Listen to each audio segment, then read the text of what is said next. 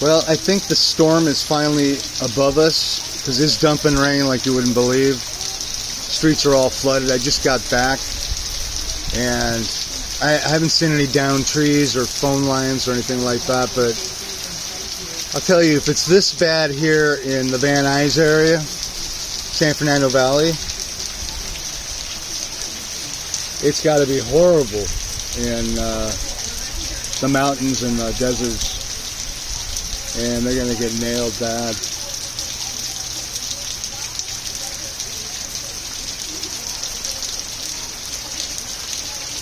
Yeah. Well, it's been raining all day for, what, 14 hours nonstop.